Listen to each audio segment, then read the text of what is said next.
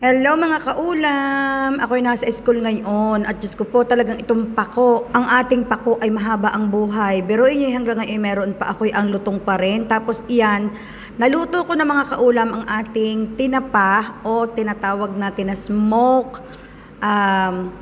salmon skin. Ara ay binili ko mga kaulam sa ating kabayan din sa Dubai na nagbebenta na pagkamura-mura naman, pero ako'y na-shock mga kaulam. Na-shock ako sa sarap. Hindi ko talaga in-expect na gayong kasarap ang ating smoke skin salmon. Talaga naman mga kaulam, pag bagong prito, malutong, mas masarap. Dahil nga binaon ko mga kaulam, ako'y alas 3 na nakakain. Syempre, medyo kumunat na ng kaunti. Pero ang laman ay hindi naman makunat, yung balat laang. Sobrang sarap talaga mga kaulam. Pag bagong luto mga kaulam, kain pati balat kasi sobrang lutong nga. Pero pagka ganitong medyo nakailang oras na matagal na, medyo makunat-kunat na pero pwede pa rin naman kainin. Kung meron lamang yung air fryer, abay mas maganda dahil hindi na kailangan lagyan ng mantika. Ay ako'y walang air fryer, kaya ipinirito ko pa rin sa kawali. Pero mga kaulam, grabe talaga ang sarap. Promise ko sa inyo, sa mga nasa Dubai at gustong mag-order, abay mag-PM lang kayo sa akin at kayo ay aking i-order. Yun ay halagang kaunti lang naman, kabig at nakakadami. Ang isang pack, siguro yung mga 3 beses akong magluluto o 4 para sa aking sarili. Gayong kadami. 900 grams, di kakauntit 1 kilo na. Ang maganda diyan ay yung hiwa-hiwa na baga. Yung naka-strips na siya na pagka-ganda-ganda ng pagkakahiwa at tamang-tamang pamprito sa maayos na kawali.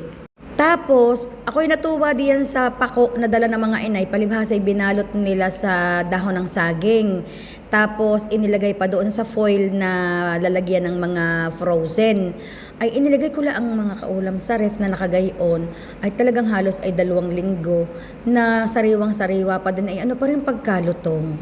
At ang isa pang masarap diyan sa tinapang salmon na iyan ay di yung kamatis nga na malutong.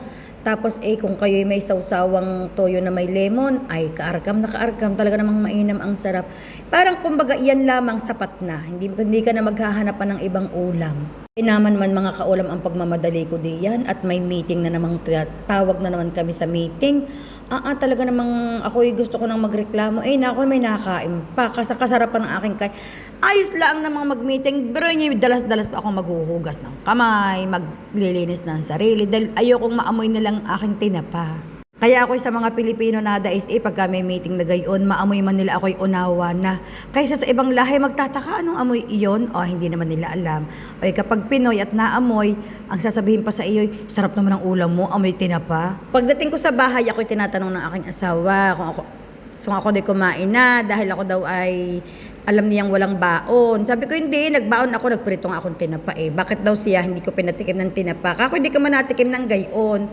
Sa susunod daw siya lutuan ko, siya daw titikman daw niya kung anong kalasahan baga. Sabi ko, sige, bukas kako ipagluluto kita. Ako nga hindi nakapagluto kanina dahil tinanghali ako ng gising 4:30. Dapat pag ako magluluto, alas 4 ako gigising.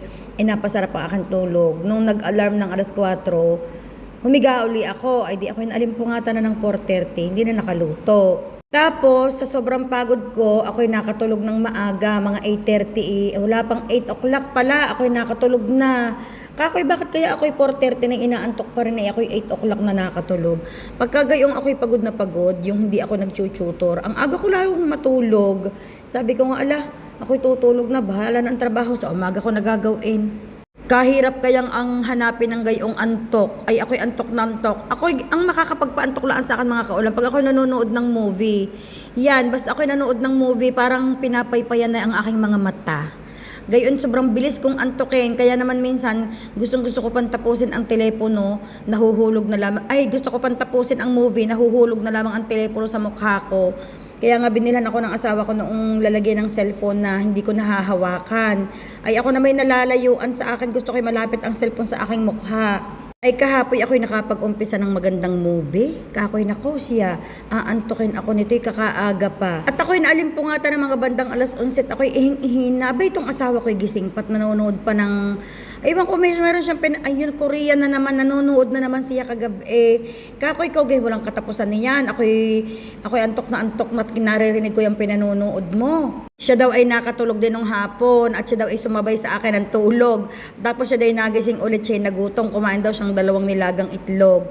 Tapos hindi na daw ulit siya agad makatulog, kakoy may racing nga sa iyo.